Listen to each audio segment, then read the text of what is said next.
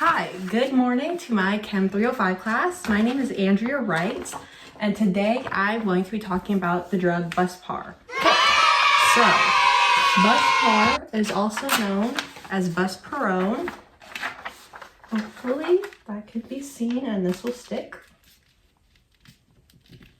Did.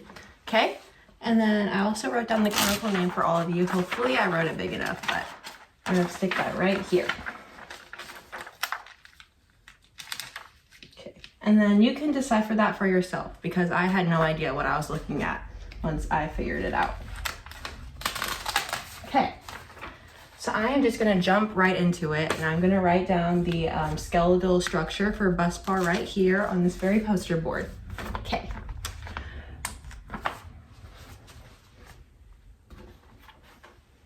So I'm gonna start right here. So while I'm doing this, instead of just like watching me draw the structure for it, I'm going to talk about what Buspar is.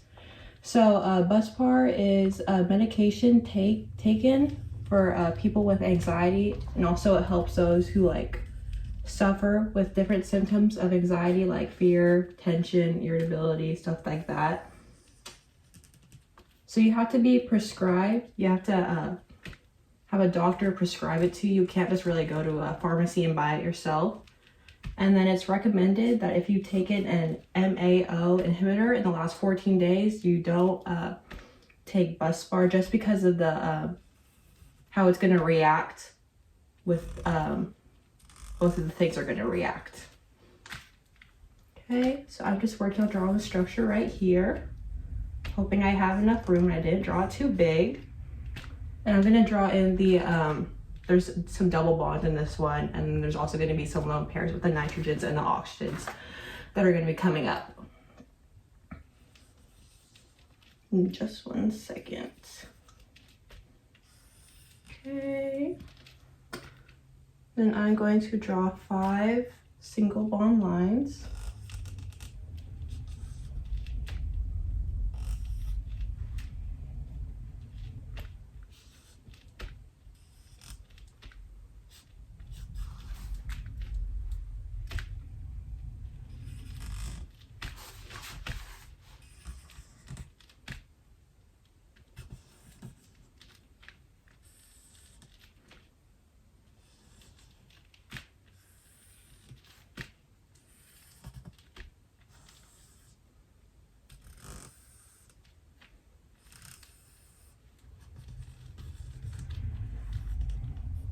Okay, and then I'm going to do an oxygen atom right here. Double bonds, and there's another one right here as well.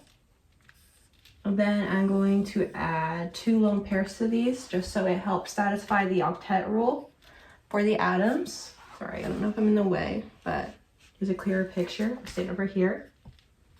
So 2 lone pairs on both the atoms, so they'll have 8 electrons in total.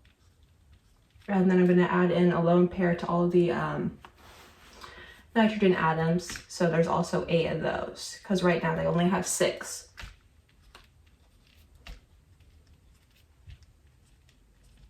Put one right here. Okay, so that's everything. So we got our nitrogen atoms, we got our oxygen atoms, and then once I draw in like the expanded structure, there's going to be some carbons and hydrogens going on in this mixture. Okay, so it's just like this. Hopefully it's clear and everything. So you have nitrogens with lone pairs just to satisfy the octet rule. We got some oxygens with double bonds. Yeah, it's just like this. Okay. So I also so you wouldn't have to awkwardly watch me draw the like expanded structure formula. I did that in advance because I know how I am. I don't know what to say most of the time. Okay, so I have it right here. So I have my expanded structure right here. So I added in carbons where the lines previously were. And then I also added in some hydrogens too, just so the carbons have 8 electrons. So yeah, this is everything with the carbons, H's, O's, and nitrogens, and everything has an octet that's all perfectly set. Okay, So now I'm gonna go ahead and draw in the molecular geometry for all of these atoms. Okay, so I'm gonna use green to represent the tetrahedral. So those are just gonna be the ones that have the four bonds with no lone pairs. So this carbon right here is gonna have one. It's gonna be a tetrahedral just because of the four lone pairs, or four bonds. I don't know why I'm saying lone pairs, but this one too. It's mainly just gonna be carbon atoms just because of how it's all set up and everything. Okay. Some right here. This carbon as well. This carbon. This carbon. It's got 4. This one right here. This one right here. This one right here. This one right here.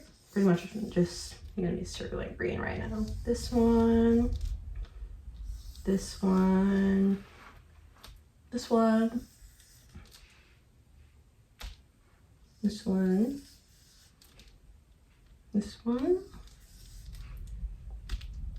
This one. This one. Here. Here. Here. Here. And then I'll write it up here. Green. Try not to smudge it. Tetra. I like to shorthand everything, so just know that tetra means tetrahedral. Okay, so the next molecular geometry we got going on up in here is going to be our trigonal pyramidal. Hopefully I said that right. I'm pretty sure I did. So that's mainly going to be the nitrogen bonds, just because they have the, or the nitrogen atoms. I don't know what I'm saying.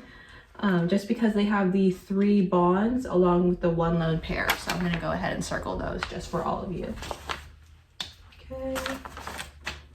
So this nitrogen has 1. This nitrogen, this one, this one, and that's it. I'm gonna write it up here. Blue,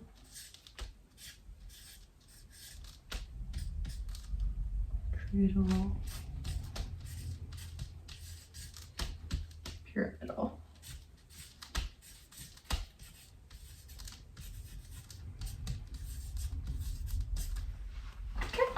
So that is bus bar. That's all.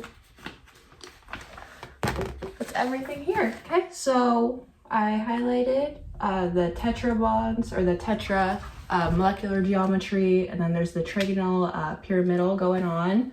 All of the atoms in this